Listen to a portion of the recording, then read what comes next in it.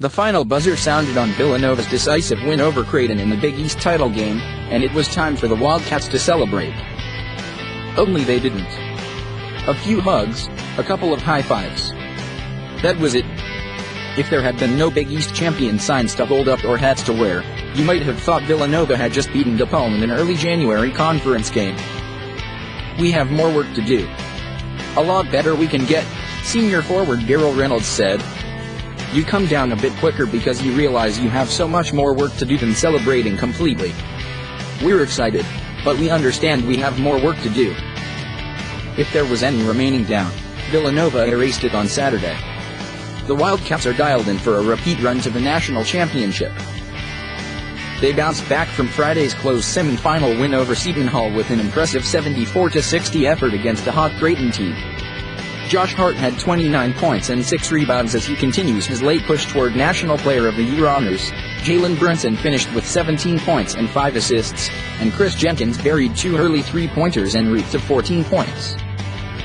With the win, Villanova enters the NCAA tournament with the fewest losses, 3, of any reigning national champion since Duke in 2001-02. But while all the talk outside the program is about the Wildcats having a chance to be the first repeat champion since Florida in 2006 and 2007, the players insist it's not even on their mind. We don't talk about it, Reynolds said. We were the champions last year. This year, if we won again, that's 2 different trophies. Nobody can take what we did last year from us. You can move forward and free your mind and realize that last year was last year. We gotta take care of business this year. Seriously? Never discussed? You just said it, Jenkins said. That's the only time it's been mentioned. Although Villanova's 31-3 record looks near flawless, the Wildcats are still fine-tuning for the 3 weeks ahead. Coach Jay Wright experimented with a variety of different lineups and defenses during the week in New York, utilizing jumbo lineups with 4 front-court players on the court at the same time and switching to zone defenses more often to throw a wrinkle at opponents. Hart, Brunson, and Jenkins are the mainstays, but Wright wants to make sure he has a few more tricks up his sleeve in the NCAA tournament. Freshman big man Dylan Painter was the newest change, as he played a season-high 22 minutes against St. John's on Thursday with Mikal Bridges sidelined due to a stomach virus. Combined with Eric Paschal and Dante DiVincenzo off the bench, Painter gives Wright his deepest rotation of the season at the right time. Those guys have really developed into big-time players, Wright said.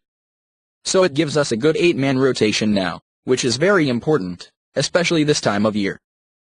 This week in New York refocused Villanova. The Wildcats hadn't really been tested in a couple of months. There was the home loss to Butler a few weeks ago, but aside from that, they hadn't had a win by fewer than 11 points since February 1 against Providence. And then on Friday, Seton Hall jumped on them early and had the lead late, but Hart and Brunson made big plays to get the win for Villanova. If Villanova is to go on and reach the Final Four, it will look back at that victory as a turning point. It was a wake-up call on our attitudes and our habits, DiVincenzo said. We know if we have one of those slip-ups in the NCAA tournament, a great team is going to get us. So where might Villanova slip up in the next couple of weeks? The big 3 of Hart, Brunson, and Jenkins are in sync, depth has been addressed, focus and complacency are no longer issues. Villanova will enter Sunday as the overall number 1 seed in the NCAA tournament and a favorite to win the national championship.